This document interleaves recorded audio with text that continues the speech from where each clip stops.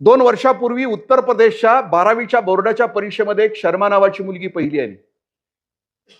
तिची मुलाखत आहे, 2 मुलाखती आहेत तिच्या. पहिल्या मुलाखतीमध्ये दुर्दैवानं हार्मोनल इम्बॅलन्स झाल्यामुळे तिच्या चेहऱ्यावर दाढी मिशा आहेत.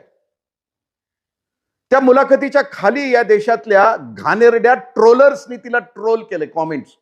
पूर्वी जी मुतारीवर लिहायची की नाही ती माणसं आता त्या सोशल मीडियावरती कॉमेंट्स करतात. तिला ट्रोल केलंय. दुसरी मुलाखत तिची घेतली आणि तिच्यामध्ये पहिलाच प्रश्न त्या मुलाखतकाराने तिला विचारलाय की तुला पहिल्या मुलाखतीमध्ये दाढी मिशा असल्यामुळं या देशातल्या असे तू हिमाचल लोकांनी तुला ट्रोल केले, कॉमेंट्स केले तुझ्यावर, तुला वाईट नाही वाटलं? त्यावेळी ती पोरगी असं म्हणते,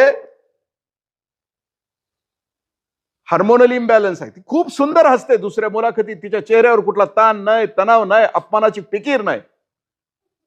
जगण्याचा अर्थ तिच्या आईने तिला सांगितलं आणि ती सहज हसत म्हणते की हार्मोनल इम्बॅलन्स आहे, 2 गोळ्या घेतल्या तर चेहऱ्यावरच्या दाढी मिशा जाणार आहेत आणि ब्युटी पार्लर 5-5 मिनिटाच्या अंतरावर आहेत, संपून जाईल दाढी मिशा.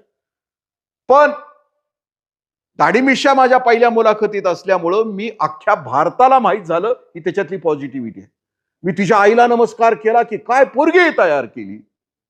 आणि दुसऱ्या बाजूला मी बघितलं की कोल्हापूरमध्ये 12वीला असणारी मुलगी की जिला 99% मार्क्स आहेत आणि खोलीतल्याच मैत्रिणीनं काहीतरी अपमान केला म्हणून त्या दिवशी रात्री जीव देते.